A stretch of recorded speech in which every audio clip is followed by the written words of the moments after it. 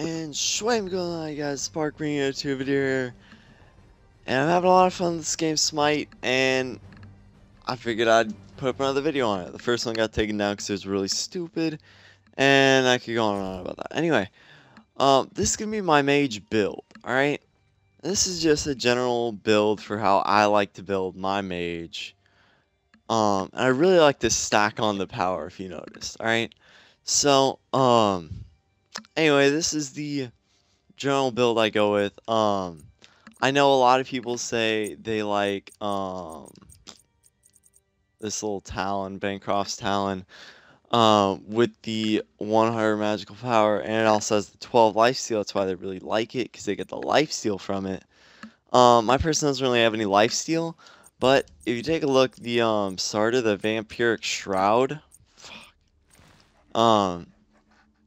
it restores 10 health and 10 mana for killing a minion or anything in the jungle, or really anyone. So you kill anything, you get 10 health, 10 mana. I mean, it's not a whole bunch, but I mean, it's 800 gold. Like, really?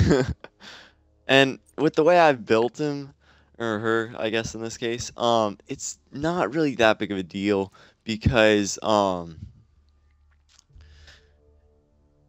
power is going to be maxed out in the end anyway. And yeah, I'll get to that in a little bit. So, anyway, the 800 gold, it's really a good starter item, you know, and, I mean, you get 100 health, 20 magical power, and the MP5 is really good, considering, you know, MP5 is something you really want to get as far as a mage goes, because, you know, helps you get your mana faster.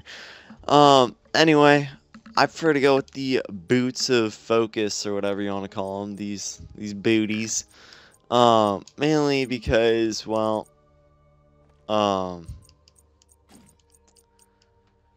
as far as the shoes of the Magi go, which is really the only other choice, nobody really likes these. They're turds, you know.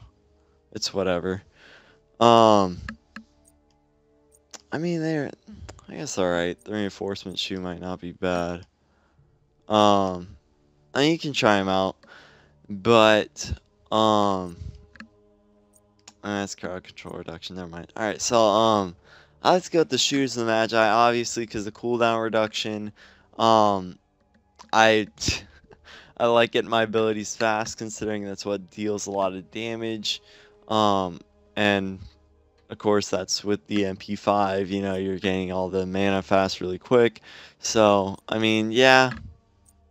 I mean, it's 30 less magical power, but, you know, it's not gonna matter in the end anyway. And especially having Scylla, with her, you know, passive, it's, and a lot of mages, they aren't really good until late game.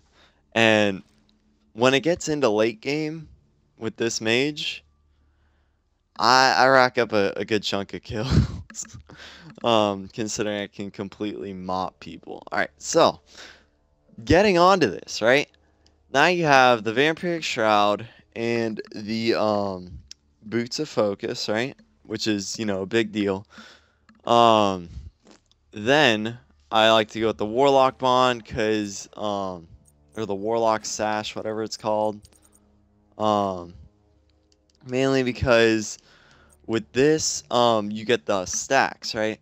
So you permanently gain 3 health and 0.6 magical power per stack, and receive 5 stacks for a god kill, 1 stack for a minion kill. Max 100 stacks. 100 stacks, that's a lot of stacks. And you get 1 stack for just killing a grunt? Okay. Not to mention you get the 300 health and 400 mana and 50 magical power. That's not mentioning the 60 magical power you're going to get for, at max stacks. You know, just do the math, right? 0.6 magical power per stack, 100 stacks, that's 60. So, which, by the way, that is not added on to the, actual bar on the right here, the 573. That is not added on. As you can see here, it'll only take away about 50, you know, which, now I'm gonna have to back out like that. That's why I don't want to do that. Anyway, so then, you know, after getting that, you can start getting some stacks on that, start building up. That's why I like to get it early. Then I like to go with the Chronos Pendant, adding a lot more MP5. The magical power is always good, and the cooldown reduction of 25%. That maxes out the cooldown reduction because you have the 15% from the boots and 25% from the pendant. That's, yeah, massive. And then I like to go with the book next, the Book of Thoth, because you know, with this added magical power, you get the MP5 and you get a bunch, like a nice chunk of mana.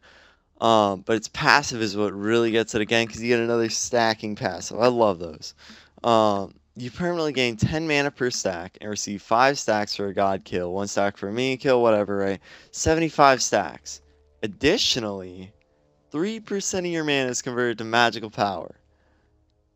Yeah. Alright. So check it out, right? There's our mana right there. 904, or 900, yeah? 1,943, right?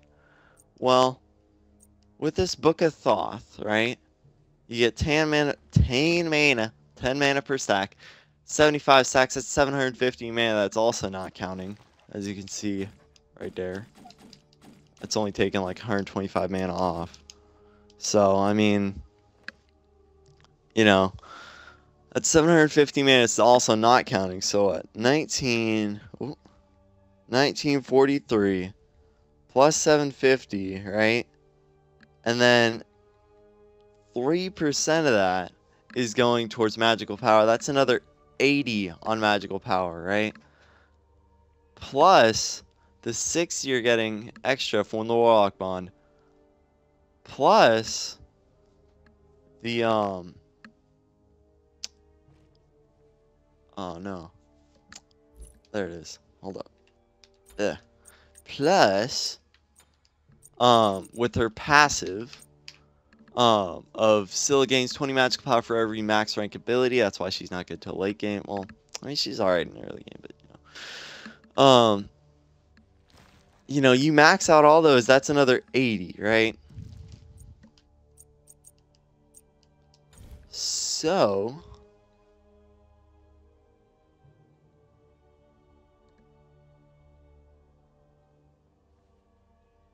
you get the 80 from the, or 80 extra from the Bancroft's whatever, right? His fancy, yeah, because that's what you do. You know, the base 573 that you already have, it's not really a base, whatever. Then you get the extra 60 from the Warlock Bond, plus another 80 from the little girl in the blue dress, her passive, right? Plus the last item that I haven't showed you yet. Oh, I'm in the same. I shouldn't do that. All right. The last item I'm gonna show you, which is the the rod. Hi. And you're already at 793 damage without, well, just with the magical power on this. Not to mention it also gives you some good bit of MP5, right? And the passive, which is increase magical power by 25%. So this 793, let's go ahead and times that by 0.25. That's 198. So plus 793, 991. Congratulations, you're 90 power over the max. It's not going to do anything, obviously. It's still going to be 900. But I figure, you know, you don't get that because that's like, you know, 3,300. So you don't get that till way late game. You know, so you still want to be doing a good chunk of, you know, magical power on some people. You still want to be hitting them pretty hard. Not to mention, that only happens if your Warlock Bond and your Book of Thoth, or maybe it's a stash. Yeah, Warlock Sash, whatever. That only happens when both of those are maxed out, right? And it's really all on time. So, as far as, you know, the build goes, as far as my build goes anyway, this is for now anyway. If, you know, I feel like I have to change something, you know, maybe I don't like how the whatever, right? You can also change it around however you want, customize it to fit the character you're using. But this is like, you know, it'll deal a whole lot of damage pretty much.